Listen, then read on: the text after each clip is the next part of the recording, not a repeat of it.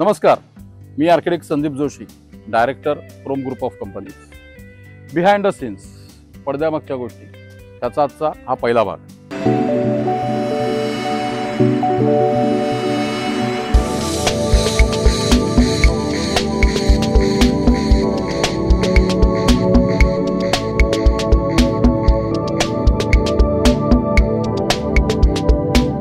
याच्यामध्ये आपण जाणून घेणार आहोत की दापोली परिसरामध्ये जे प्रोजेक्ट्स होतात, तर ते प्रोजेक्ट्स होत असताना त्याच्यामध्ये कोणकोणत्या नियमांचा वापर केला जातो किंवा कुठल्या नियमानुसार ते प्रोजेक्ट होतात याच्याविषयी आज आपण जाणून घेणार आहोत.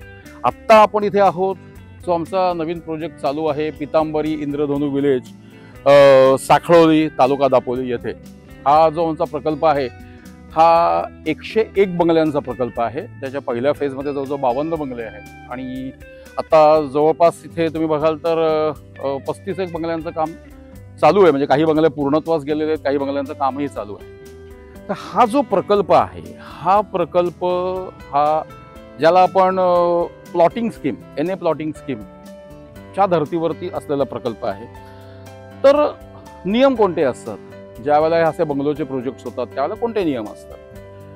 तर सगळ्यात एक महत्त्वाचं म्हणजे प्लॉटिंग स्कीम. तर तुम्ही बराच वेळा बघितलं असेल की NA प्लॉट आहे आणि मग त्या NA प्लॉटच्या बऱ्याच स्कीम्स दापोलीमध्ये चालू आहे. तुम्ही बघितलंही असतील, ज्याच्यामध्ये मग अनेक जण जाऊन प्लॉट खरेदी करतात आणि मग ते प्लॉटचं सातबारा त्यांच्या नावावरती होतो आणि मग त्याच्यानंतर मग पुढची घर बांधणीची प्रक्रिया वगैरे वगैरे वगैरे. तर हे काय प्लॉटिंग स्कीम हा काय प्रकार आहे? तर सगळ्यात महत्त्वाचं मी लक्षात घ्या की NA प्लॉटिंग स्कीम, NA म्हणजे नॉन ॲग्रिकल्चरल. तर प्लॉटिंग करण्याचे जे सगळे अधिकार आहेत ते सगळ्यात महत्त्वाची गोष्ट म्हणजे ते कलेक्टरकडे आहे. म्हणजे जिल्हाधिकारी जे इथे रत्नागिरीला त्यांचं ऑफिस आहे. म्हणजे आज जर समजा एक मोठी जागा असेल काही एकरांमध्ये, जसं आता हा आमचा जो पितांबरीचा जो प्रोजेक्ट आहे जो 13 एकर जागा आहे, तर ही जी 13 एकर जागा आहे ह्याच्यामध्ये त्याचे वेगवेगळे छोटे छोटे प्लॉट्स केलेले असतात. अगदी 2 गुंठे, 2.5 गुंठे, 3 गुंठे, 4, 4.5 वेगवेगळ्या मापाचे. आणि मग ते जे प्लॉट्स असतात त्या प्लॉट्सच्या मधून तो जो एक लेआउट केला जातो, आर्किटेक्ट त्याचा लेआउट करतो. आता या पर्टिक्युलरली प्रोजेक्टसाठीचे आर्किटेक्ट आम्हीच आहोत, कारण मी स्वतः आर्किटेक्ट आहे. तर त्यामध्ये काही नियम आहेत हे प्लॉटिंग करत असताना. आणि ते नियम कुठले आहेत? तर तुमचे जे अंतर्गत रस्ते असतात, ते अंतर्गत रस्ता जो असतो तो मिनिमम 9 मीटरचा असावा लागतो. आणि मग लांबीप्रमाणे त्याची रुंदी वाढते. म्हणजे आता समजा मुख्य जो रस्ता आहे त्या मुख्य रस्त्यापासून ज्या वेळेला तुमची प्लॉटिंग चालू होते आणि तुमचे अंतर्गत रस्ते आहेत त्या रस्त्याची जर डेप्थ 150 मीटरपर्यंत असेल तर तो रस्ता 9 मीटरचा लागतो. 150 मीटरपेक्षा जर ती डेप्थ जास्त गेली, 150 ते 300, तर तो रस्ता 12 मीटरचा करायला लागतो. 300 ते 500 मीटरच्या डेप्थपर्यंत असेल तर तो रस्ता 15 मीटरचा आणि त्याच्यापेक्षाही जर जास्त असेल तर तो रस्ता 18 मीटरचा करायला लागतो. असे नियम आहेत. आणि ज्यावेळेला तुम्ही एखादा प्लॉटिंगचा प्रकल्प बघता त्यामध्ये या नियमांचं पालन केलं गेलं की नाही हे बघितलं गेलं पाहिजे. आता हा जो आमचा प्रोजेक्ट आहे ह्याच्यामध्ये जर तुम्ही बघितलं तर मुख्य रस्त्यापासून जी डेप्थ आहे ती जवळजवळ 300 मीटरपर्यंत आहे. त्याच्यामुळे यातला एक प्रमुख रस्ता जो आहे हा 12 मीटरचा आहे आणि बाकीचे जे अंतर्गत रस्ते आहेत ते 9 मीटरचे, म्हणजे 30 फुटाचे ते आहेतच आहेत. 30 फुटापेक्षा कमी रुंदीचा रस्ता तुम्ही नाही करू शकत. आता तसे याच्यामध्ये जवळजवळ आता 101 प्लॉट केले गेलेत, वेगवेगळ्या मापाचे प्लॉट्स त्याच्यामध्ये केले गेलेले आहेत. पहिल्यांदा काय करायला लागतं, तो प्लॅन करायला लागतो. तो प्लॅन तुम्हाला जो सबमिट करायचा असतो तो रत्नागिरीला कलेक्टर ऑफिसमध्ये सबमिट करायचा असतो. मग कलेक्टर ऑफिसमधून ते जे प्रकरण आहे ते टाउन प्लॅनिंगमध्ये जातं. टाउन प्लॅनिंगमध्ये त्याला तात्पुरती मंजुरी मिळते. जर सगळ्या नियमांचा तुम्ही बरोबर वापर केला असेल तर मग त्या तात्पुरती मंजुरीनुसार तो जो प्लॅन असतो तो भूमी अभिलेख दापोली इथे येतो. भूमी अभिलेख दापोलीकडून मग त्याची मोजणी होते, सरकारी मोजणी होते आणि स्वतंत्र सगळे जे प्लॉट्स असतात ते सगळे प्लॉट्स जागेवर मार्क केले जातात. त्याचा प्लॅन तुम्हाला त्यांच्याकडनं मिळतो आणि मग त्या प्लॅनच्या आधारे ते जे सगळे जे प्लॉट्स असतात त्यांना वेगवेगळे नंबर्स, म्हणजे 1 नंबरपासून ते अगदी जेवढे प्लॉट्स असतील 100 नंबर, तर ते plot number 1, plot number 2, plot number 3 त्यांना वेगळे हिस्से नंबर केले जातात. जे सर्वे नंबर किंवा CTS नंबर असतात त्याचे वेगवेगळे हिस्से नंबर होतात आणि त्याप्रमाणे त्या प्लॉट्सना नॉमेनक्लेचर केलं जातं. मग तो जो प्लॅन असतो तो प्लॅन पुन्हा त्यांनी केलेल्या, म्हणजे भूमी अभिलेखनी केलेल्या मोजणीप्रमाणे तो तुम्हाला परत सबमिट करायचा असतो कलेक्टर ऑफिसला. मग कलेक्टर ऑफिसमधून तो परत टाउन प्लॅनिंगमध्ये येतो आणि मग टाउन प्लॅनिंगमधून त्याला अंतिम मंजुरी मिळते. आणि मग ती अंतिम मंजुरीचं जे शिफारस पत्र असतं ते कलेक्टर ऑफिसमध्ये जातं आणि मग कलेक्टर ऑफिसमधून तुम्हाला त्याची अंतिम मंजुरी तुमच्यापर्यंत येते. आणि त्या अंतिम मंजुरीमध्ये हे जे सगळे जे प्लॉट्स असतात त्या सगळ्या प्लॉट्सचं म्हणजे त्याचं nomenclature, plot number 1, plot number 2 यापासून सगळं तुम्हाला ते सँक्शन होऊन मिळतं. आता हे जेव्हा तुम्हाला सँक्शन होऊन मिळतं मग पुढे काय, तर मग त्याच्यानंतरचा जो रोल असतो तो असतो तलाठी आणि सर्कल. आणि परत त्याच्याही अगोदर जे तुमचं भूमी अभिलेखचं जे खातं आहे त्यांच्याकडे ते परत प्रकरण जातं आणि मग त्याचं आकारफोड पत्रक तयार होतं. आकारफोड म्हणजे तुम्हाला तुम्ही जर समजा 7/12चा उतारा जर कधी बघितला असेल ना, तर 7/12च्या उतार्यावरती आकार अमुक अमुक पैसे वगैरे वगैरे असतात. आता पहिल्यांदा कसं असतं, पहिल्यांदा ती जमीन एक मोठी जमीन असते, जो 12-13 एकरची. त्या एका याच्यामध्ये कदाचित 2-3 गट नंबर पण असतात, त्याचा एक आकार असतो. आणि जेव्हा त्याचे छोटे छोटे प्लॉट्स होतात तेव्हा त्या आकाराचं फोड होते. आणि मग ते फोड जे पत्रक असतं ते पत्रक जे असतं ते पत्रक कोणाकडे जातं, तर सर्कलकडे, सर्कल ऑफिसमध्ये. आणि मग सर्कल ऑफिसमध्ये गेल्यानंतर मग त्या सगळ्या प्लॉट्सची नोंद होते ऑनलाईन पद्धतीने, संपूर्ण ऑनलाईन पद्धतीने त्याची नोंद होते सगळ्या प्लॉट्सची. आणि मग तलाठ्यांकडून तुम्हाला त्या प्रत्येक प्लॉटचं 7/12चा उतारा हा तुम्हाला मिळतो. आणि तो जो 7/12चा उतारा, सगळे जेवढे प्लॉट्स असतील त्या प्रत्येक प्लॉट्सचा 7/12चे उतारे तयार होतात. आणि आता सुरुवातीला जो त्याचा मालक असतो, म्हणजे तुमचा बिल्डर तो मालक असेल तर त्याच्यावरती सगळ्या 7/12वरती त्यांचं नाव असतं.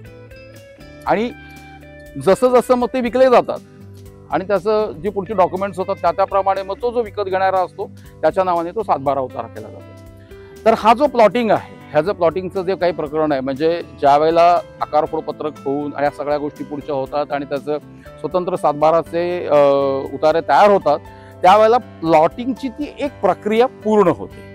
आता ही प्लॉटिंगची प्रक्रिया पूर्ण झाली म्हणजे सगळं झालं का, की त्याच्यामध्ये तुम्ही घर बांधू शकता, तर नाही. आता हे सगळं 7/12चे उतारे तयार झालेले आहेत, ते सगळं प्लॉटिंग झालेलं आहे, त्याची सगळी विभागणी झालेली आहे.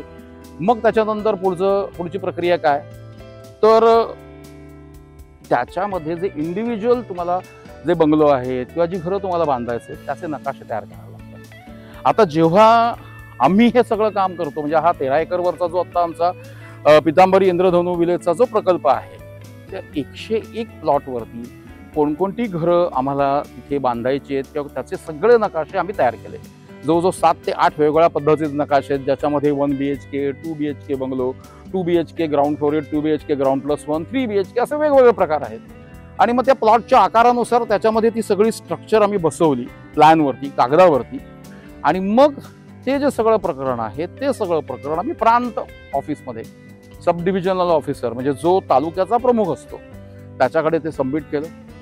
तिथून मग ते प्रकरण परत पुढे गेलं तर रत्नागिरी टाउन प्लॅनिंगला, कारण त्याच्यावरती सगळं घरांचं नियोजन होतं ना, आणि ते बघण्याचे, ते आधी सँक्शन करण्याचे अधिकार कोणाला आहे, तर नगर रचना विभाग म्हणजे टाउन प्लॅनिंगला.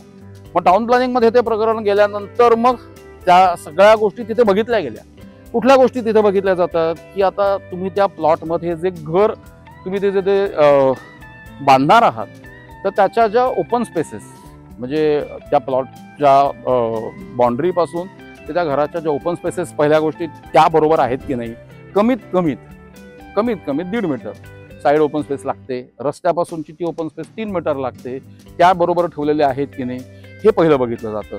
तर अशी ही मंजुरी टाउन प्लॅनिंग कडून येते. ते सगळे जी मंजुरीचे जे सगळे त्यांचे ते जे प्लॅन्स आहेत त्या प्लॅन्सवरती शिक्के मारून मग ते जे प्लॅन्स आहेत ते त्यांनी परत ते पाठवतात कोणाकडे, तर उपविभागीय अधिकारी किंवा प्रांत ज्याला आपण म्हणू, सब डिव्हिजनल ऑफिसर त्यांच्याकडे.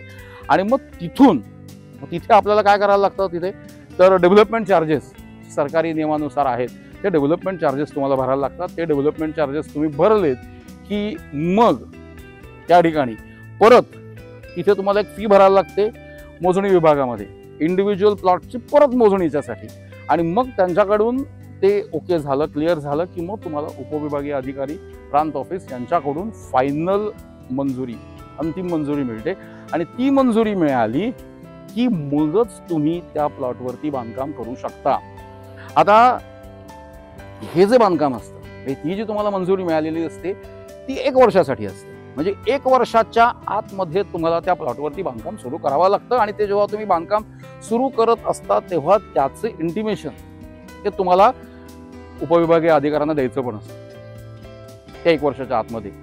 समजा 1 वर्षामध्ये तुम्ही नाही बांधकाम करू शकला तर मग ती जी मंजुरी तुम्हाला मिळालेली असते ती अजून दुसऱ्या वर्षाकरता, तिथे नाही तर दुसऱ्यानंतर 3ऱ्या वर्षाकरता पण ती मिळते.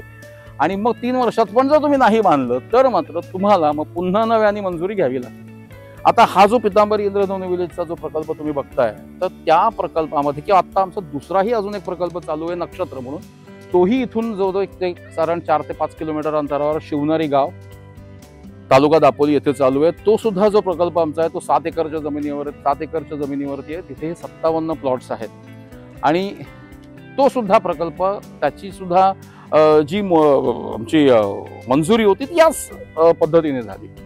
आता बांधकाम आम्ही करू शकतो या गोष्टींसाठी, पण आम्ही विकू शकतो का? नाही, आम्ही नाही विकू शकत. विकण्याच्या पूर्वी आम्हाला रिअल इस्टेट रेग्युलेटरी ऍक्टच्या नुसार तिथे तुमचा प्रकल्प रेरानं नोंदणी झाली, तुम्हाला त्याचा रेराचा नंबर मिळाला की मग तुम्ही ते विकू शकता. बांधकामाला तुम्ही सुरुवात करू शकता त्याच्या अगोदर, जेव्हा तुम्हाला फायनल त्याची परमिशन उपविभागीय अधिकाऱ्यांकडून मिळते त्यावेळेला. ह्या प्रकल्पामध्ये आम्ही तसंच केलं. बांधकामाला सुरुवात झाली, रेरामध्ये त्याची नोंदणी झाली आणि रेरामध्ये नोंदणी झाल्यानंतरच यातल्या बांधकामाला सुरुवात झालेली आहे. तर हा आहे प्लॉटिंगचा प्रकल्प. म्हणजे जर तुम्ही बघितलं की स्वतंत्र त्याच्यामध्ये प्लॉट्स निर्माण झालेले असतात आणि मग प्रत्येक प्लॉटचा जो 7/12चा उतारा झालेला असतो तो 7/12चा उतारा जो ग्राहक तो प्लॉट घेतो त्याचं सगळं पूर्णच्या पूर्ण पैसे शेवट आले, तो बंगला पूर्ण झाला की त्याच्या नावाने तो प्लॉट केला जातो आणि मग तो जो विकत घेणार आहे तो त्या प्लॉटचा मालक होतो आणि 7/12चा उतारा त्याच्या नावाने केला जातो. दुसऱ्या प्रकल्पाची काय पद्धत आहे तर group bungalow scheme. Group bungalow scheme म्हणजे काय तर ग्रुप बंगलो स्कीम किंवा ज्याला आपण ग्रुप हाऊसिंग स्कीम हे नाव तुम्ही कदाचित अनेक वेळा ऐकलं असेल. तो आमचा जो कुटुंब हा प्रोजेक्ट आम्ही केला, 3रा प्रोजेक्ट जो आम्ही आता 2023च्या ऑक्टोबरमध्ये पूर्ण केला, तर तो आमचा होता group bungalow scheme, group housing स्कीमच्या अंतर्गत. त्यामध्ये जवळजवळ 6.5 एकर जमिनीवरती आम्ही तो प्रकल्प केला होता आणि त्याच्यामध्ये 64 बंगले होते आहेत आता तिथे. आणि ते 64 बंगले हे ग्राहकांना विकत गेलेले आहेत. तर तिथे काय होतं तर तिथे असे स्वतंत्र प्लॉट्स केले गेलेले नव्हते, तिथे प्लॉट्स केलेले नव्हते स्वतंत्र. तर त्या 6.5 एकर जमिनीवरती 64 बंगल्यांचं वेगवेगळ्या जे त्याची डिझाईन्स होती 1 BHK 2 BHK याप्रमाणे ते बंगल्यांचं ची संरचना त्या संपूर्ण 6.5 एकर प्लॉटवरती केली गेली होती. अंतर्गत रस्त्यांसाठीचे नियम तेच आहेत जे तुम्हाला प्लॉटिंग स्कीमसाठी लागतात. तर तिथे सगळे अंतर्गत रस्ते हे 9 मीटरचे आहेत आणि पण मग त्याच्यामध्ये एक बंगला, बाजूला दुसरा बंगला, 3रा बंगला, 4था बंगला अशी त्याची वेगवेगळी रचना केली गेली. पण त्याच्यामध्ये स्वतंत्र प्लॉट नव्हता. म्हणजे ज्यांनी ते बंगले विकत घेतले तर तो बंगला हा त्यांच्या मालकीचा होता, तो बंगला आणि मग त्याच्या बाजूचं काही क्षेत्र हे ठराविक क्षेत्र प्रत्येकाला वापरण्यासाठी दिलं गेलं, ज्याला लँड अपार्टमेंट एरिया असं आपण म्हणतो. तर तो जो लँड अपार्टमेंट एरिया होता तो एक्सक्लुझिव्हली त्या बंगला होल्डरच्याच अखत्यारीत असतो. आणि मग हे 64 बंगले जे असतात ते ज्या जमिनीवर असतात ती जमीन कोणाच्या मालकीची असते तर ती जमीन सुरुवातीला त्या बिल्डरच्या आणि नंतर मग त्याची कोऑपरेटिव्ह हाऊसिंग सोसायटी करावी लागते. जशी आज आम्ही कुटुंब कोऑपरेटिव्ह हाऊसिंग सोसायटी केली गेलेली आहे आणि कुटुंब कोऑपरेटिव्ह हाऊसिंग सोसायटीच्या नावाने मग तो जो 6.5 एकर जमिनीचा 7/12 उतारा त्याच्या नावाने त्या सोसायटीच्या नावाने केला जातो आणि मग हे 64 बंगलेधारक हे त्या कुटुंब गृहनिर्माण सोसायटीचे सदस्य असतील आणि ते त्याचे मालक असतील. टोटल 64 जण पूर्णपणे त्या सोसायटीचे.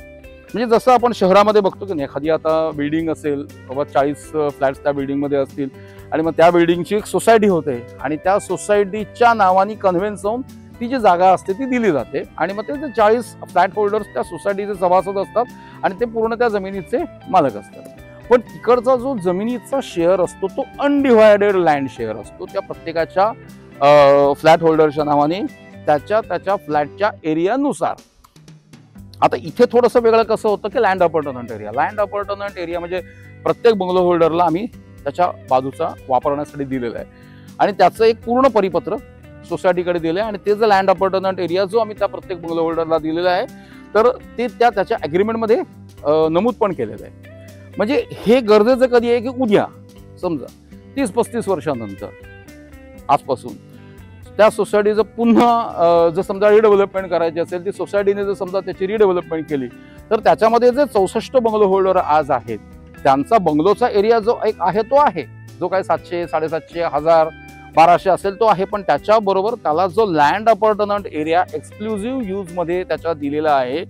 तर जेव्हा डेव्हलपमेंट होईल तेव्हा सोसायटीनं त्याला त्याचं ते घराचं क्षेत्र प्लस लँड अपार्टमेंट जो एरिया त्याच्याकडे आहे वापरामध्ये त्याचा पूर्ण बेनिफिट त्याला त्यावेळेला मिळू शकतो जेव्हा त्याची पुन्हा रिडेव्हलपमेंट होईल.